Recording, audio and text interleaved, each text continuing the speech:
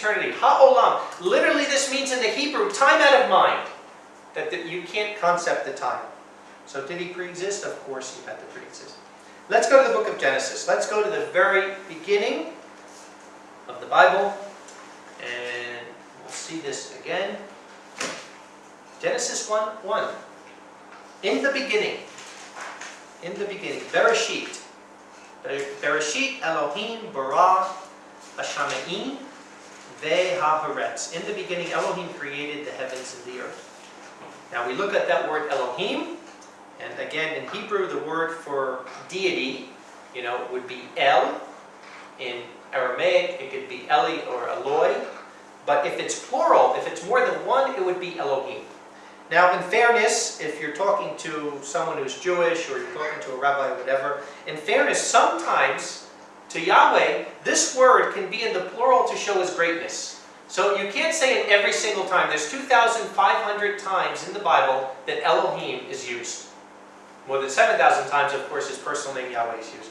So quite a few times this word Elohim is in the plural, but sometimes it's in the singular and using Elohim just to show his greatness. But here, in the beginning, Elohim created the heavens and the earth. Now, if you drop down to verse 26, though, because, see, in Hebrew, a little different than English, when you have something that's in plural, you have to change your verb, your noun, your adjective all to plural. So you know that if you know Hebrew and you're reading it, you can tell if something is plural or if something is just being given for emphasis.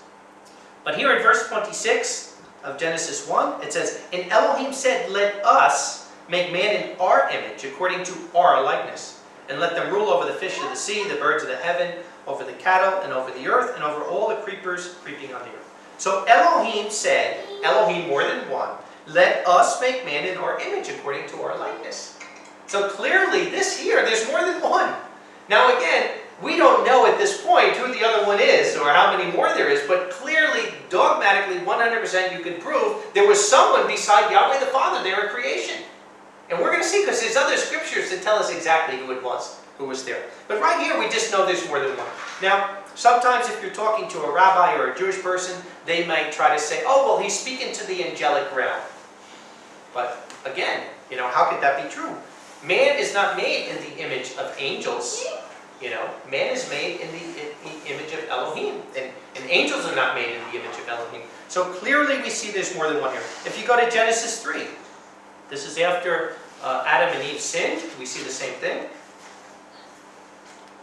Genesis 3:21. "And Yahweh Elohim made coats of skin for the man and his wife and clothed them. And Yahweh Elohim said, Behold, the man has become as one of us, to know good and evil. And now lest he put forth his hand and take from the tree of life and eat and live forever." The man has become as one of us. Again, it's plural. There's more than one. There's more than one here. It was not just Yahweh the Father. Genesis 11. Tower of Babel. We see the same thing. Genesis 11 and verse 5. "And Yahweh came down to see the city and the tower which the sons of man had built. And Yahweh said, Behold, the people is one, and the lip one to all of them. And this they are beginning to do. And now all which they are determined to do will not be restrained from them. Come, let us go down and mix up their language, so that they cannot understand the man's evil speech." Let us go down and mix their language. More than one.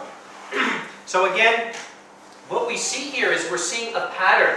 We're seeing a pattern that Elohim, definitely, and I agree, maybe at times it can be one being, but we're seeing a pattern that many times in Scripture, it's in the plural, talking about more than one. Deuteronomy 6:4, right? The great Shema. "Shema Israel, Yahweh Eloheinu, Yahweh Echad." The great Shema. Jewish people say it every day.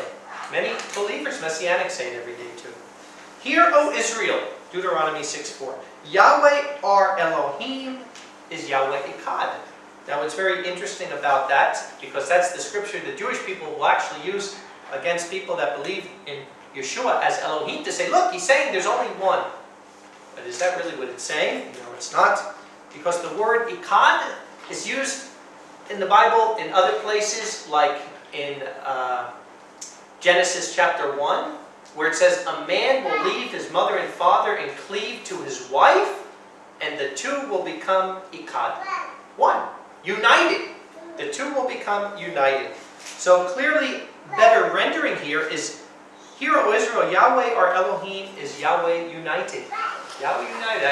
I chuckle when I think about it, that the very verse that Judaism is saying every day in their synagogues is actually proving, their Messiah. Who is their Messiah too? He's king for them. We're not trying to hold him exclusively. But again, there is a word in Hebrew. If this was in the singular, it's used in Genesis 22, where Abraham is ready to sacrifice Isaac. And what does Yahweh say? He says, "Now that you were willing to give up your son, your only son," and the word is Yaqid. It's not Ikad. So Yaqid is not used here. So if Yahweh was trying to say Yahweh only, then it would be Yahweh Elohim, Yahweh Yaqid. But the fact that it's Yahweh Ikad is showing that it's unified. So if there's another person of the Yahweh family, who is it? Who is it? Does Scripture tell us? Of course it does. Let's go to Exodus 3. We'll go to Exodus, the 3rd chapter. In verse 2. "And the messenger of Yahweh appeared to him," talking about Moses, this is at the burning bush, "and the messenger of Yahweh appeared to Moses, him, in a flame of fire from the middle of the thorn bush. And he looked, and behold, the thorn bush was burning with fire, and the thorn bush was not burned up." And I'll tell you something, and I was mentioning about on my way back to America this summer, how I was sitting next to a rabbi and had a very interesting conversation with him that I'm putting together for a message, my encounter with the rabbi. But I'm telling you, in my years in Israel, in my years in meeting with Jewish people and rabbis,